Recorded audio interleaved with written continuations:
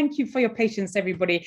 Just as we've got everybody logged in and set up to go, I'm really happy to say that this is the most popular webinar that we've run so far in this series, supported by Coursera.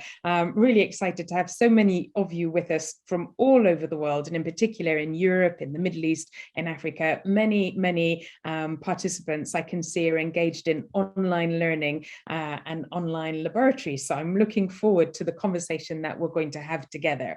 I'm Kirsten Williamson. I'm the CEO of Petrus. We're a global design agency that specializes in projects bringing together universities, companies, and students. And part of the work that we've been doing over the last year is exactly this webinar series with Coursera to bring together experts from around the world on the topics that are really the key ones for educators and leaders in engineering education right now. And so today we're going to be talking about hands-on teaching and learning through online labs. And we've got three really exciting speakers, experts from around the world to join us. Now, just before we start, let me give you a few practicalities. As I said, we've got a fantastic audience today. We will definitely be having an interactive session. So we've got time for questions. As soon as you have questions, please do post them into the Q&A or into the chat. I'd be really happy to see them, and I will be triaging and making sure that the questions are put to our speakers and panelists as we go along. And or Michael, Peter, Jennifer, it'd be great if you want to give me a wave and just let me know that you can hear me and put your camera on and I can see that you are also connected and with us. Brilliant, that's fantastic. Now, as you'll have spotted, we are recording this webinar, but as you can see from our format, the faces of participants are not visible, so you will not be visible during that recording. Please use the chat and the Q&A as soon as you're ready to start, and the recording will be available on our website afterwards. You'll get a link to that, and you'll also get a link to a short feedback questionnaire so that you can tell us what you thought and also tell us about what topics you'd also like to cover in the future. So on our topic for today, talking about online labs, well, of course, this is in the context of the health crisis and COVID, online teaching and learning, and in particular hands-on learning for engineering students became even more important. But it wasn't just something that came about during the pandemic. The work had already started and for some years on this online labs. So we're going to hear a broad context first of all, and then we're going to deep dive into the use case in mechatronics that's been the adaptations that have been brought about by Quanser, and we'll hear about that, and then about how you could build this into your programs, and some advice from Coursera, who are enabling many universities to do just exactly that. Let me just quickly introduce our speakers to you, and then I'll hand over to our first speaker. Really happy to welcome Jennifer Bradford. Jennifer is Academic Program Manager at Siemens Digital Industry Software. Jennifer leads the learning and credentialing portfolio for Siemens Digital Industry Software Global Academic Program. And under Jennifer's leadership, the program has expanded around twin pillars of open learning and micro-credentialing. And that's definitely something that we're going to touch on today. How can universities and students evidence the learning that they've got from online lab work? And I also should mention that Jennifer sits on the College Industry Partnership Board of Directors for the ASEE, the American Society of Engineering Education, and also on the Industry Advisory Council for ABET, which many of you will know, the accrediting body for engineering and technology. And Jennifer's passion is about how the potential of technology to democratize the way that people learn. Our second speaker today will be Peter Martin, Director of Research and Development at Quanser. And as Director of R&D, Peter is responsible for ensuring that Quanser's vision and strategy continues with a legacy of world-leading innovations in terms of academically aligned products and services. And we're going to, as I said, do a deep dive into mechatronics when we hear from Peter and hear about how Quanser rapidly adapted in an online format. And then finally, we're going to hear from Michael O'Neill. Michael is Partnerships Director at Coursera for the EMEA region. Super excited to have Michael with us, a really fascinating speaker. And we've heard you before, Michael. I'm delighted that you're back for this one in our series. Michael delivered for 17 years exceptional digital experiences with Adobe, and now really working with the team at Coursera and EMEA to ensure that students are enabled to develop their skills in a transformational way through learning online, and bringing in self-authoring and embedding the different mechanisms for online learning into university courses in very different ways around the region. So I'm really excited to hear about that, and in particular this work that Coursera are doing on skills and online courses, which is very, very exciting for universities to dig into. I'm sure that we're going to have lots of questions for that. Very excited to hear from you all. And so I think with that, we're ready to make a start, and I'm going to hand straight over to Jennifer to kick us off on this fascinating subject. Over to you. Good morning, Jen, and welcome. Hi, good morning, good afternoon, good evening. Thanks for having me. Can you guys hear me all right? We can. Okay, good. So thanks so much to Kirsten, the Petrus team, to my colleagues at Quanser and Coursera for having me. A very, very early good morning here from the middle of the US. As Kirsten mentioned, my name is Jennifer Bradford. I lead learning and credentialing for Siemens Digital Industry Software in the academic program. So our mission is really simply to partner with learners and educators to prepare future engineers and leaders for Industry 4.0. Sounds simple. We do this through a comprehensive solution of tools, some of our technical expertise, and obviously we are passionate about very strong industry collaboration with educators and learners. Could you go to the next slide, please? So obviously, a lab for a manipulative object like a mechatronic controller or a chemistry lab is a really different thing. But for software, like our accelerator portfolio, we're really excited to be able to allow, virtually any computer to be a lab using our real world industrial strength software. What we saw early on in the pandemic is that having direct access to software for students is absolutely critical. So in the past, we've typically used sort of an academic licensing model, which has provided lots and lots of software in labs at universities. Well, we saw pretty quickly that that wasn't really going to be the best solution for everybody. So we very quickly stood up a free student software hub where a huge number, we have over 200 software packages in total, but only a fraction of those really get used in the academic space. And most of those academic software packages are now available on this free student download hub. And the reason for this is that so many of the folks in our academic ecosystem, not only could they not get to the computer labs on their campus, but they also had huge bandwidth issues. Perhaps they didn't have VPN access for remote access to their labs. They didn't have the sort of access that would really allow them to effectively operate within a kind of a traditional virtual lab experience. So again, we feel like really just giving the software to students is the way to get around that. But that doesn't really answer the question of a lab. Just because you have the software, you don't have the lab. So next slide, please. That's kind of where our curriculum packages come in. We also stood up very early on in the pandemic a curriculum library. This is a spot where educators are able to download all sorts of curricular materials. And certainly that includes things like slides and lecture notes, but a huge part of what's in that curriculum library are project and lab exercises. So this really kind of obviates the need for a self-led virtual lab, a high bandwidth kind of a thing, because the educator can really then effectively create a lab environment where each of their students then are practicing on a lab machine. That lab machine just happens to be their own machine. We're also just now in the process of launching a digital badging program that'll allow educators to offer Siemens digital badges to their students who participate in those labs, who complete those labs or those projects. I'm happy to answer any questions about that. I don't have slides about it because it's literally launching next week. It's a very brand new program. So this curriculum library is really your source for all of these complete curriculum packages. Like I said, lecture slides, notes, but also so much in the way of lab material and exercises, including model files and part files and just models that you can use to build your own labs if that's what you prefer to do. So next slide.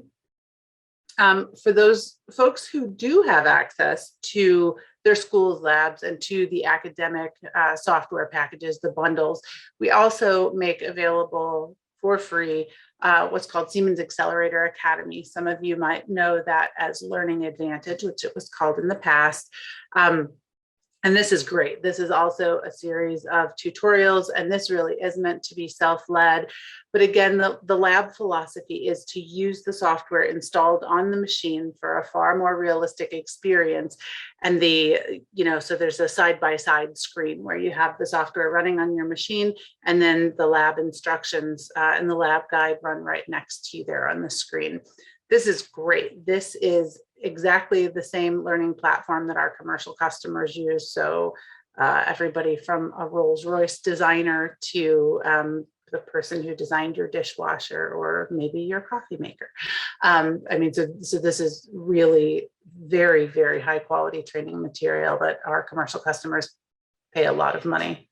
They'll tell you probably too much money to access. So there's all sorts of material, over 6,000 courses at this point that can be accessed there as well, all of which include labs. Next slide, please. So finally, in addition to the things I just mentioned, this past year, we've launched a new open learning initiative. We know that the way that folks learn is changing. The pandemic certainly sped that along a lot. We really are committed to meeting learners wherever they are and supporting them in that journey to learning and earning the credentials that will best serve them. For some people, that's going to be a traditional four-year degree.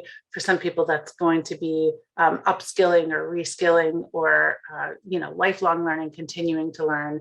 So along with all the free software and free curriculum, we are launching all of these new courses on Coursera, most of which right now are launching with our partners, Harvey Mudd College, University of Michigan, although here in the coming months, we'll be launching several of our own pieces as well. And those are really interesting. A lot of those will include some LTI components for a virtual lab experience. But again, mostly what we're really going to focus on is learners actually using our free software downloads to really use the software on their own computers. Next slide, please. So by working with schools around the world, we are really hoping to help close the skills gap, connect employers with our academic institutions, our learning partners, help develop new age of digital talent, very well versed in using real world software. For all the latest information, podcasts, blogs, webinars, case studies, siemens.com/software/academic. Last slide's just my contact information. Happy to answer questions. I'm looking forward to talking with you more. That's brilliant. Thank you. Thank you so much, Jen. Thanks for sharing that. And there's, as everybody will have heard, a huge wealth of resource there. Also for a non-engineer like me, I actually love listening to the podcast and hearing the different approaches that engineering partners are taking with Siemens. So there's really a lot of fascinating content. So I encourage you to check that out. Thank you very much. So let's jump on now to something a little different and an approach that specifically was developed during the pandemic by Quanser, who are going to do a deep dive on mechatronics. And so Peter Martin, Director of R&D at Quanser, delighted to have you with us. Welcome, and over to you. Thanks very much. And it's funny because as much as this is a little bit different, it is also very similar. So it's good to have a common thread throughout. So as you see here, I'm a little bit borrowing from another presentation I did recently talking about modern approaches to what I've been calling dynamic laboratory configurations. I know we're talking about online laboratories, but we tend to kind of blend that a little bit, for lack of a better description, with having laboratories basically wherever they need to be, wherever students can use them most effectively. So that's why, in the case of what we do as a hardware company, location is very important. Again, I've also stolen a little bit of a phrase from the real estate industry here, that location is the main point of where these experiences happen. Just in case you're not super familiar with Quanser, we've been making hardware products for over 30 years. You can see here one of our earliest servos, and then moving up through the years, we've added complexity, added experiences for students, all sorts of different types of applications that students can do, primarily in controls, mechatronics, and robotics. But as you can see, the same common thread of that hands-on experience that our founder wanted to give students back in the late 80s has followed throughout with all these different innovations, and now finally culminating, as you see here, in what you can't almost not even tell is a virtual representation of our physical systems. And so with that advent of these virtual experiences that we're starting more and more to lean on to be able to give students these accessible and rich experiences, what we've started to do is ask our partners and our clients to imagine if every student had access to their own hardware to spend as much time as they needed working with it in wherever they are, in their dorm room, on the bus, all those sorts of experiences. What if they could spend as much time as they wanted in the lab? Because to us as developers of curriculum primarily, the indicator most of the time that students are really engaged and really motivated, especially to pursue these activities and to really achieve the outcomes we'd like them to move towards, the time they spend working, the time they want to spend working with the hardware is a fantastic indicator of how engaged they are. And as you watch them move through these experiences, that time is something that really comes to light, and giving them as much as possible is a fantastic way to really allow them to be free and have these really exciting self-directed experiences. So how do you do that? Well, especially nowadays when we have flipped classrooms and online learning and all sorts of hybrid and blended experiences where you can go from the lab to your home, or from an online lecture back to a lab on the campus, or a mix of all these different ones. One of the challenges is that at the end of the day, and I know this having formerly been a lab administrator at a university, this is what university professors and lab coordinators see. They have a shelf full of equipment. So how do they make that shelf full of equipment something that students can use wherever they are, and achieve that promise of hybrid and blended and flipped laboratories? Well, the first thing that we offer is our curriculum, our ABET aligned curriculum that we've been developing also for decades. This is where I started the company. And we try to make it as open, accessible, and reconfigurable as possible. We also developed, over the last few years, our experience controls mobile textbook. This was something we really wanted to do to bring that interactivity and that engagement to one of the most typically unengaging parts of a course, being the textbook. And this has seen a fantastic reception from students primarily. We just celebrated over 10,000 downloads of this mobile application, this mobile textbook. And the response and the feedback we get both through the App Store reviews and directly has been really exciting and really nice to see. We tie into this all these really exciting interactive elements, all of the content you'd expect to see, hundreds of PowerPoint slides and questions that instructors can provide students, as well as podcasts and questions and check your understanding progressions and all sorts of, again, experiences that can really bring that interactivity to students anytime and anywhere. And it's completely free. In response to primarily the pandemic, but also this drive to have these online experiences, these off-campus experiences, we also have been working over the last couple of years to create, again, these really rich and engaging interactive virtual experiences with our hardware systems that behave exactly like the real hardware. So again, we can try to fulfill that promise of having hardware in front of every student, whether it be manipulators or ground robots or our more classical controls and mechatronics experiments that you see here. We're trying to give them that hardware experience anywhere they are, because again, to get into a slightly different tack on this and what you may be gathering now, we're hardware people. Like, we've been developing hardware for decades, and so really having that interactivity, that understanding of how these complex systems that are all around us nowadays and becoming more and more core to modern engineering, how they function, what some of the challenges are to working with them, and try to bring that to students. And hopefully, again, at some point, it's it has been challenging for the last little while, but at some point they can get that real, actual physical hands-on experience, but already know how to intuitively how these sorts of systems work.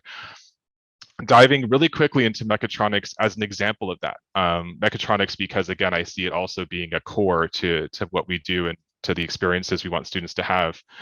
What we've also done to try to make this more accessible and more interesting, and to give students these guided, scaffolded experiences, is start looking at modern mechatronics as just a really clean dissection or a taxonomy of how these mechatronic systems are put together and what's important.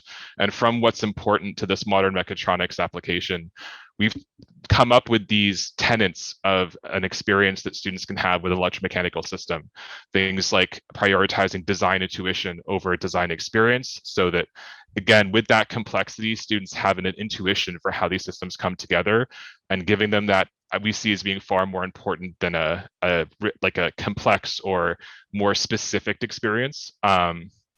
Literacy, or academic literacy, or engineering literacy primarily, over specialization, again, with interdisciplinary teams and generalized skills, especially in mechatronics. Having general literacy in all of the engineering disciplines is really important, so that you can have really rich interactions with interdisciplinary teams and with the teams all around you. We see this obviously as a mechatronics company ourselves. Exploration over creation, giving students the ability to really explore complex systems as opposed to having create more simplistic versions, because then they understand the system complexity, how to integrate systems more and more, which is, again, fast becoming an essential skill. And then finally, authenticity, having these experiences that students have really be authentic and really deliver skills that they can reuse in the future, whether they end up in industry or in further in their academic careers. They can really see those practical outcomes.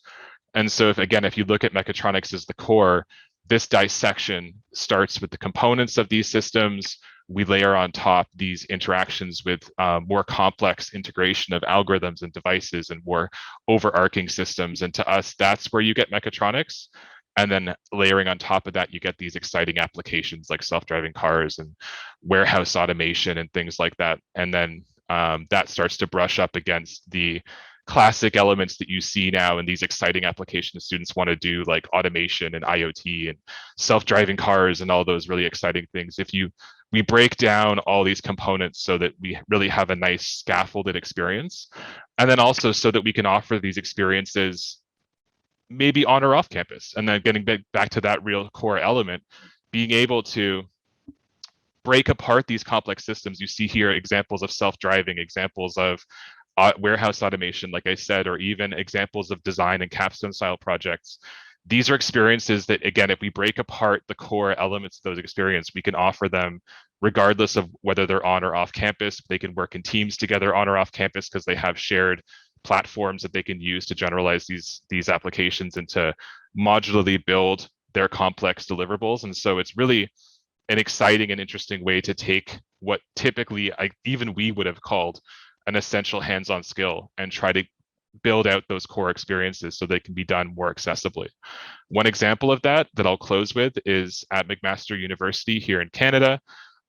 Their goal was to apply these same types of activities to their first year experience. And with that, they developed this environment that you see here that we're now refining today and for the next couple of months for their next generation of students, and deliver that, because of the pandemic, completely online. And so they basically were able to craft a first year design course completely online, or at least completely off campus. And the students really engaged with it. It was an opportunity to take something positive out of having to be off campus and really, again, spend a lot of time with these systems and collaborate possibly a lot more effectively than they would have otherwise. And the outcomes were really exciting, really thrilling for us to see how they responded to this experience and how they really connected to engineering, which was the goal of this first year experience. And it's been really nice to see, and it continues now as a hybrid model this year.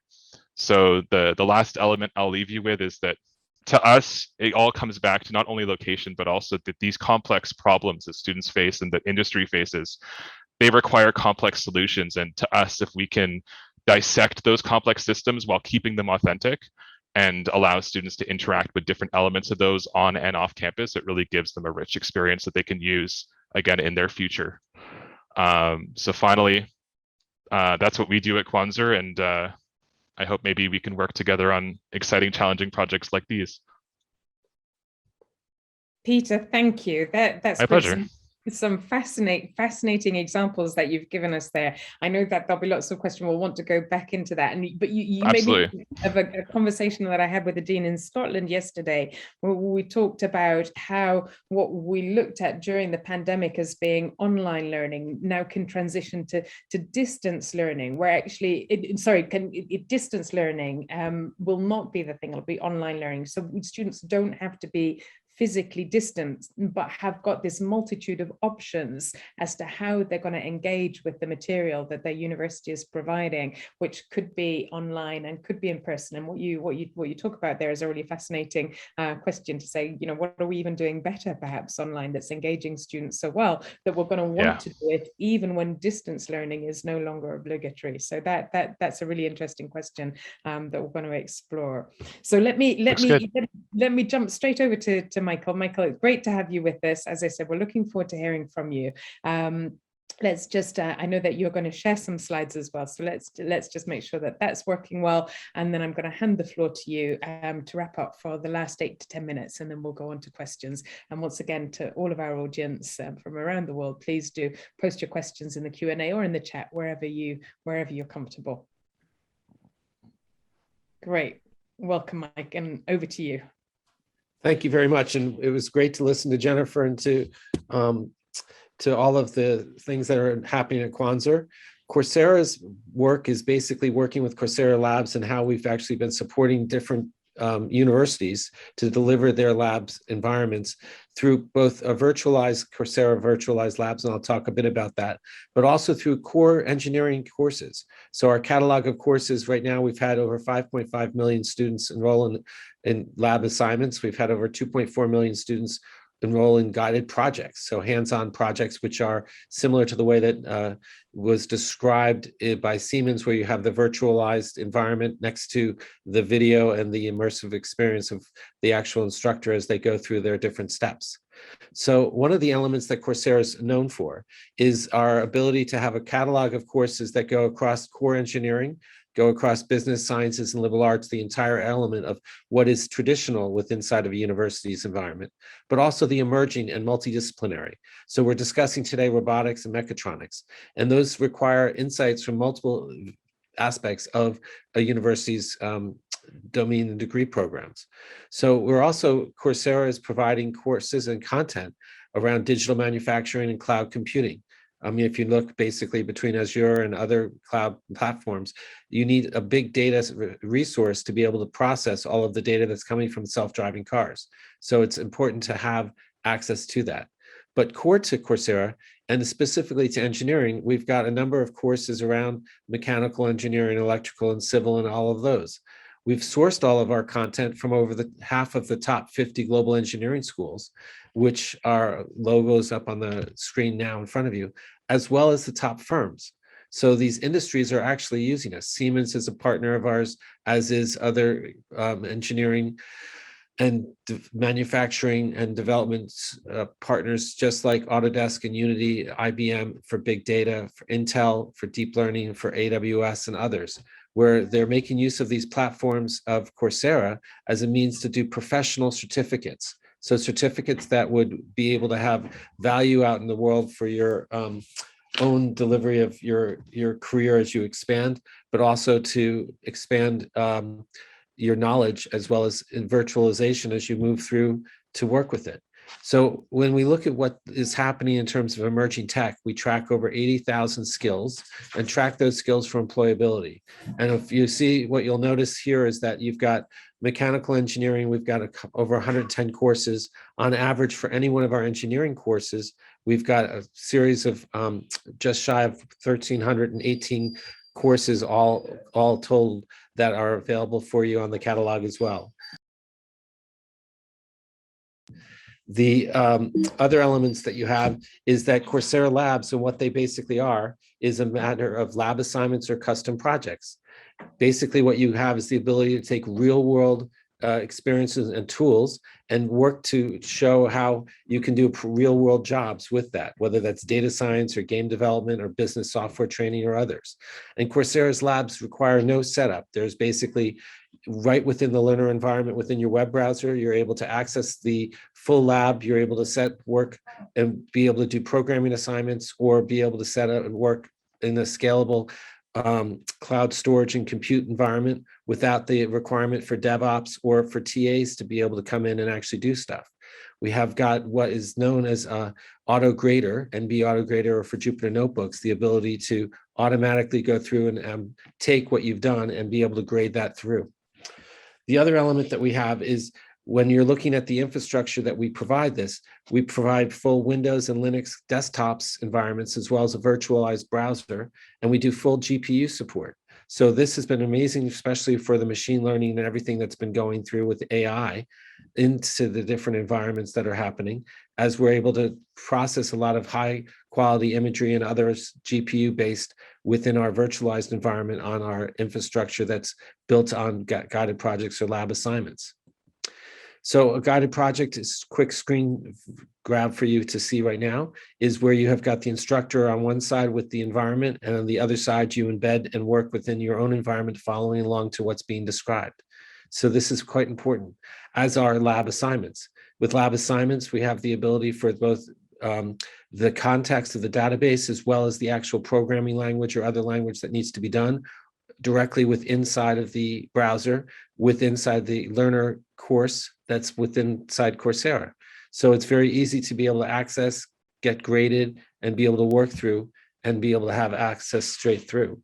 So I thought I'd share quickly just some quick examples of the Coursera environment and some other examples. So this is an example of Coursera's learning environment. And you have got a series of courses that are available to you. So this is just power and distribution for electronics, as well as working with, you can see some examples of what is called a specialization. So working with Autodesk and others, we've gotten for manufacturing-based and mechanical engineering, as well as electrical. You've got CAD-based systems as others, and specializations often have a capstone project that will be at the other side of it. So the other elements you have is when we look at civil engineering, there's a whole specialized track that we have on smart cities and how that can be able to support you in developing smart buildings and smart Internet of Things, and how things are being built together across those different ways of actually taking the next generation of how we build and orchestrate our communities and urban settings together. The last element we have is also battery development as an example, which is a crossover between chemistry as well as mechanical, as well as others.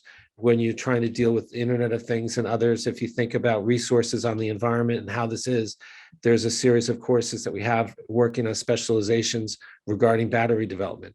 And again, Internet of Things and how these can actually support all different flavors of areas. Again, a few different specializations there. And some examples from robotics and mechatronics. So we'll talk a bit more in detail now about this with how they work with Quanser and how they work with Siemens. But these are just examples, a few that come from the University of Pennsylvania in the robotics specialization with the capstone project, the work from Northwestern with the modern robotics and planning and control, and also self-driving cars from the University of Toronto. So I thank you for the opportunity to be with you here today. And we are looking forward to being able to share more information about how Coursera can support your labs in your university and be able to provide you with access to the knowledge and the skills that will get you the jobs in the future and develop the world that is going to be the best world that we can ever imagine.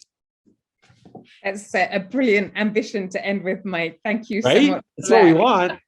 That is exactly what we want, because all of this effort, to help students be better learners, to help educators be better educators, and find the outcomes that we need for ourselves and our careers, and also for the planet, the outcomes that the planet needs. That's what we're all about, right? So I've got a couple of questions already. One's about badging, and one is about, advice for faculty who might want to integrate this so that it feels like their own, part of their own course. I'm going to come back to you on that in a second, Mike, but I'm going to jump straight to Jen with the question about badging. So sounds brand new. Tell us more about badging. How does it work? How does it sit with, for students getting a degree credential? How does it sit alongside? How can students make that visible, or how can faculty encourage them to make it visible? Tell us a bit more about badging.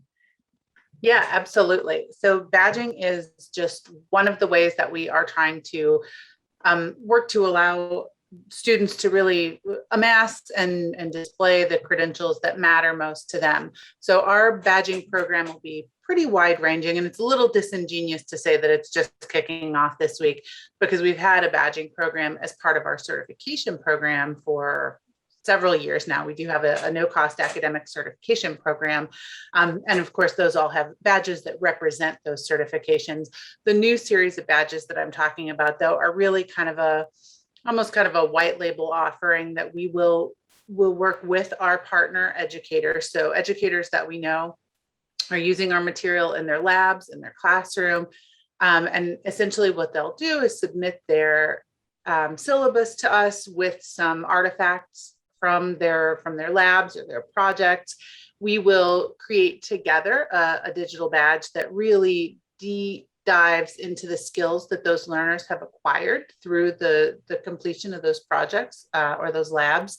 And then Siemens will issue the digital badges through those educators that we work with.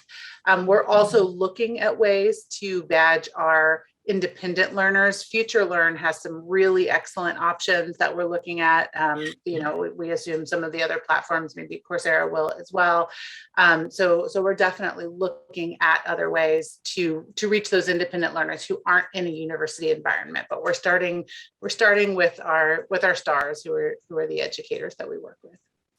That's great to hear. I mean, I think that speaks to what you put into your bio as well, passionate about democratizing learning. And I think this whole aspect of online but not distance, giving students options of access no matter where they are, no matter what kind of learner they are, is a really important point. And I was thinking about this from the faculty point of view, and I saw a question also from the faculty point of view. So I'm going to ask that. This one's from Pramod, who I think is in Ireland. And for Michael, is there a case study that can show this, the whole process of setting up a lab by the university? Can a faculty member create a pilot so they can test something out, or see how they can make this something that's, that they own, something that they bring into their program? What's your advice there? We don't necessarily have a case study. We've got a series of partners that have already done this, like Imperial College of London, University College of London, Wharton, and the engineering program at University of Pennsylvania. They basically have employed and developed the virtualized labs working within it. So there is within Coursera, when you have a partnership agreement with us, there's an implementation team, and our implementation team would support you in developing what you're trying to achieve in terms of your labs and what we call private authoring, developing your own content, your own experience for Lab Sandbox, if that's what you're looking to achieve. That sounds like a good start. And there are a couple of comments on just how many online and some free resources are available. And there's a question there from Buzizo about how do you connect with Coursera? I mean, don't hesitate to get in touch with us after the webinar, and we will be happy to make that connection. And Michael's also writing to you, so that's really brilliant. Keep going with that.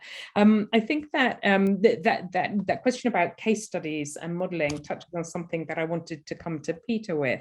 When I see the impact on student engagement, those stats that you shared, I know that that's going to light a fire in the heart of many engineering deans who are really keen on seeing how their students engage in order to help, get them all the way through their programs. It certainly is a factor in retention, isn't it? I mean, what do you think it was that encouraged, that made the students so engaged? What aspect of the labs? Because you could be physically present in a lab and maybe have a less engaging experience, and their students have been online and really had an engaging one.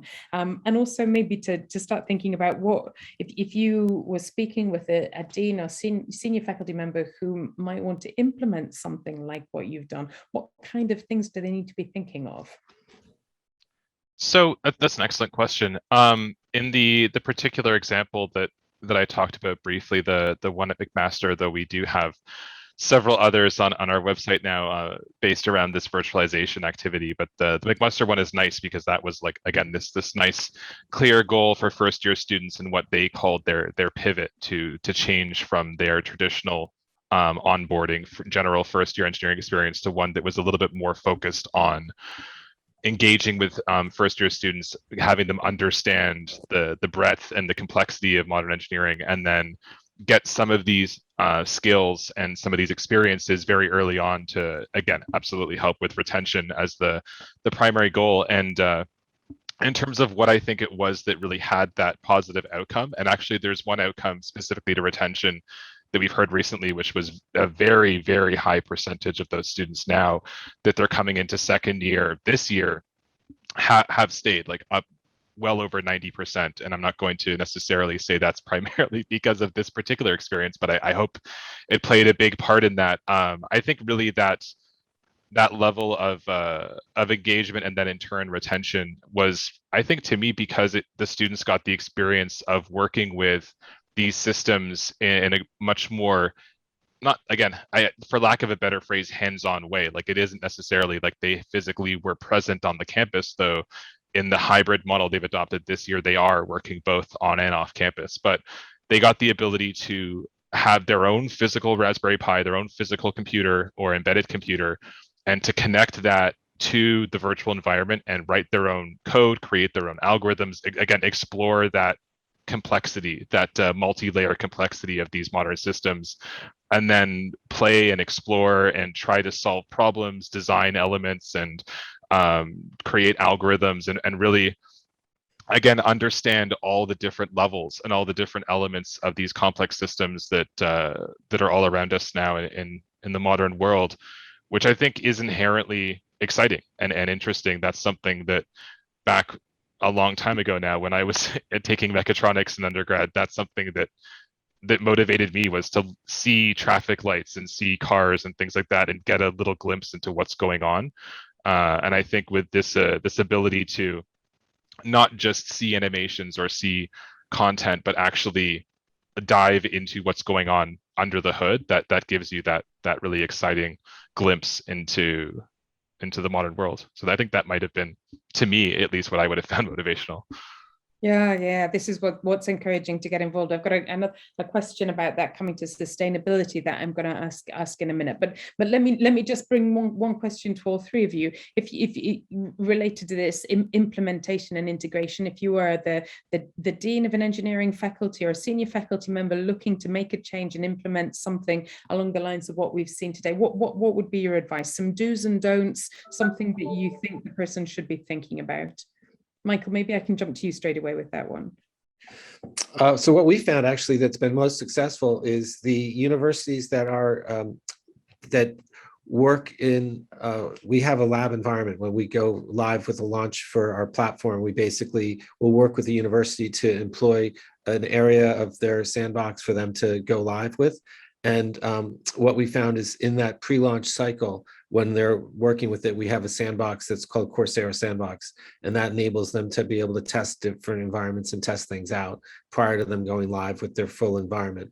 But once they do go live with their full environment, it's amazing because it's a virtualized environment. You can reset restore points for whatever labs you've built. So instead of having a mess of when you go down a path that doesn't actually work, you have the ability to set the exact points that you want everything to come back to. That's a starting point. So it makes it a lot easier for students to not get into the weeds and not to get into trouble with whatever they've developed inside of their lab, and to start to engage with a common platform that is it's kind of like having guardrails on the side of a highway. It keeps them on the road. Right. It's linked to the scaffolding that Peter spoke about as well, and helping students be effective quickly, which is another factor in terms of keeping them engaged. And the other thing that we found often is the guided projects that people are employing are quite easy to understand, and they're hands-on practical. So they really, specifically like for Azure and other cloud-based systems, we have them for Amazon as well as Google. But I know for the Azure setup, there's over 40 different guided projects that basically allow you to set directly up to working to get your machine learning for your practical Internet of Things or other data sources onto Azure very easily. And I know that that's had quite a good success rate with the guided project elements, where it's hands-on practical labs before they even go into a real world experience. Yeah, so there are stages that you can take as well. That's great.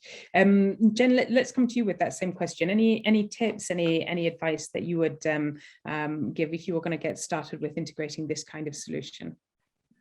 Yeah, I think that one of the things that we really try to encourage our educators to do is to think about what their student trajectory is. So obviously, if you are teaching in an area where there's a lot of marine and shipbuilding, for example, then we'd love to see you using examples. And so we do provide examples that are really more relatable to that marine and shipbuilding industry. So the lab infrastructure that we provide really is the same. It's the software, but whether you're using some of the model files that are for for ships or for propellers or marine components, or for wind turbines, or for for jets, for it really, we try to make it kind of drag and drop. Think about what it is that your students are really likely to encounter in the real world, and kind of work backward from there based on the components that you have available.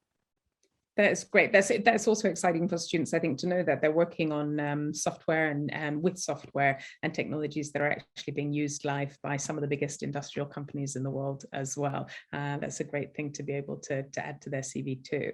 I'm going to come to Peter then with that same question. Any tips on getting started for you if somebody's thinking of rolling out a program of the size that you did at McMaster?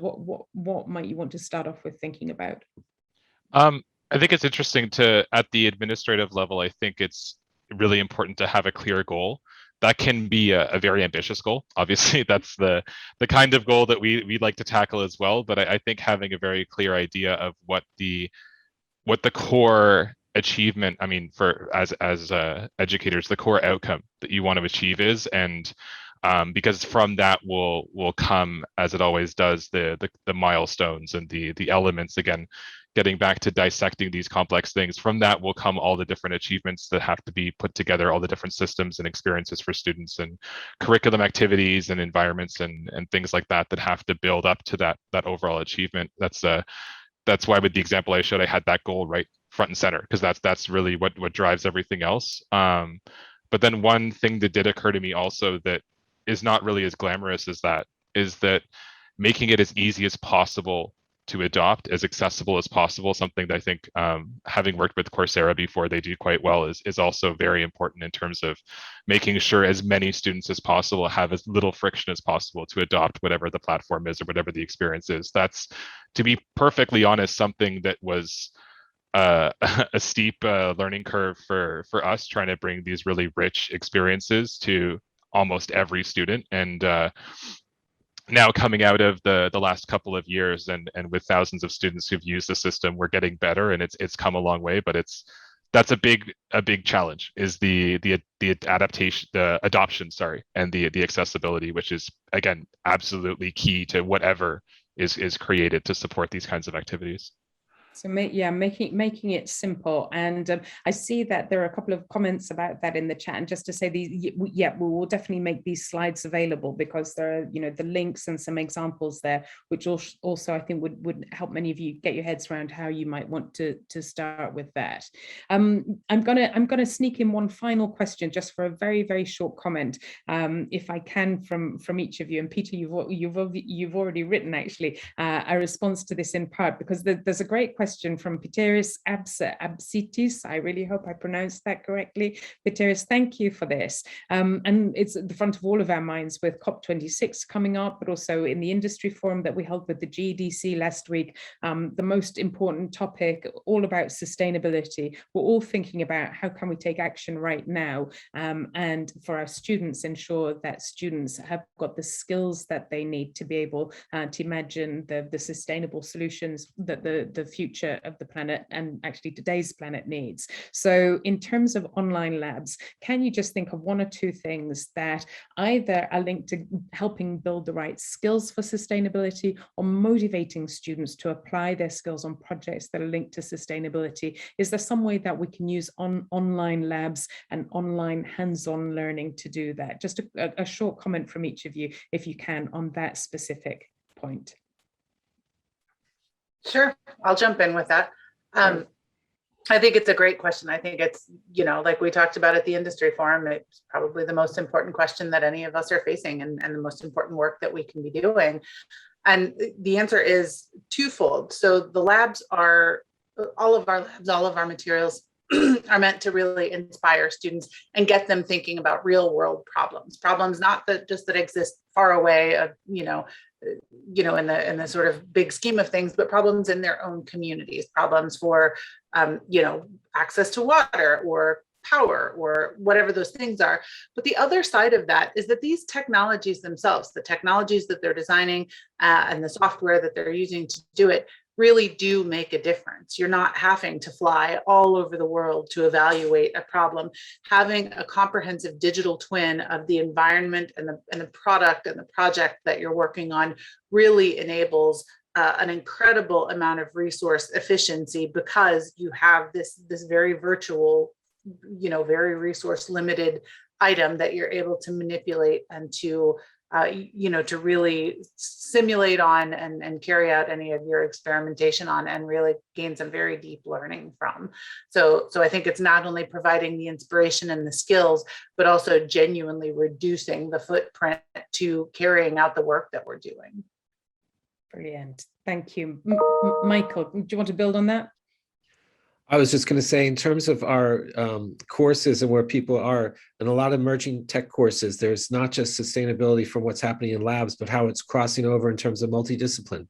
So the environmental sciences courses and sustainability of what's happening in geologies or in terms of resourcing elements. I think the number one thing that we've heard from actual deans and from heads of departments is that they used to have to go out and buy practical 3D or real world components for their labs. And now with virtual, they're not having to go out and do those expenditures every 3 years. So there's a shift that's happening in terms of what they can do for a financial resource area. And they're shifting to online, which is virtualized. And then the other question is, they did have questions about what is the results when you're actually doing things with a virtualized experience versus, and then having to do, for example, electronics on a real world example for a practical, for accreditation from an engineering body. That came up specifically from a university in Kenya that I was working with the Board of Engineering.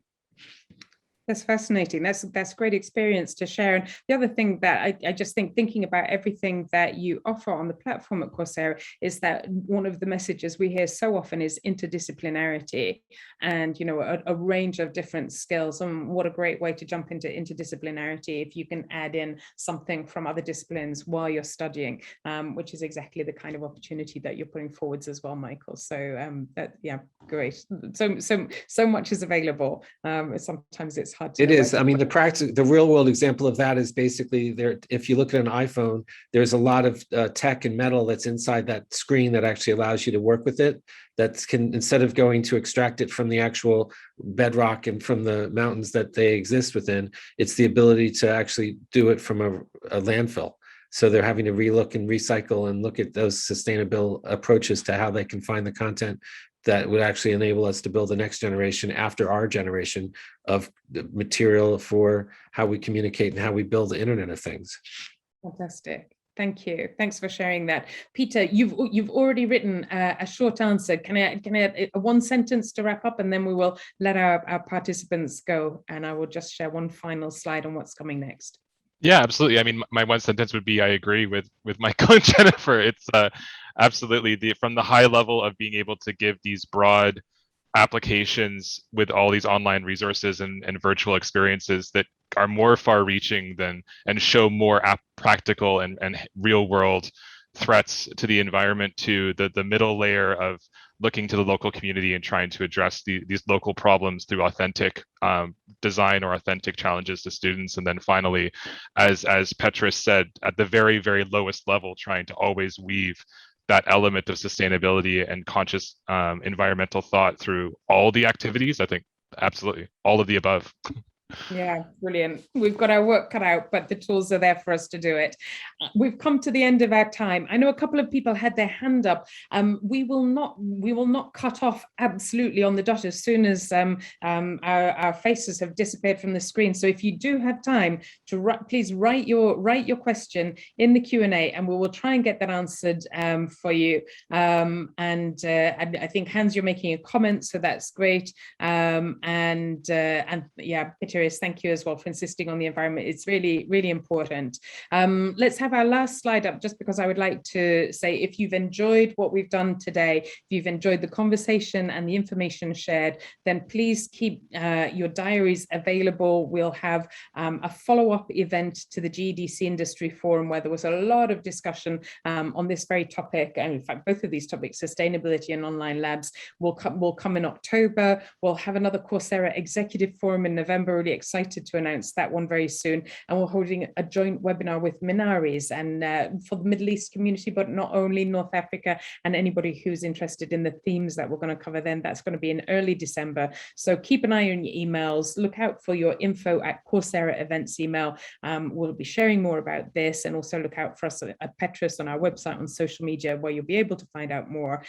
You'll see an email to follow up this discussion with a very short questionnaire for feedback. We'd love to hear from you, what you liked, what you didn't like, what you'd like to hear about next. And we'll also be sharing the link to the presentation in case you would like to use that, share that further. And of course, we'll share the presentation slides with you as well. We'll definitely be able to put all of those out to you. Please do get in touch if there's anything else that we can support with. And if I can just wrap up really by saying thanks to Coursera for your support for this series, covering a lot of interesting and very important topics. And thank you to our three speakers, to Michael, to Peter, to Jennifer. Great to have you with us today. Thank you all very much. So we'll sit around in the background as the slides in the chat fades away. Jump off when you're ready. But if you do have something else to ask, please do put it into the chat and ask away. We're looking forward to hearing from you. Thank you very much, everybody, and bye-bye now.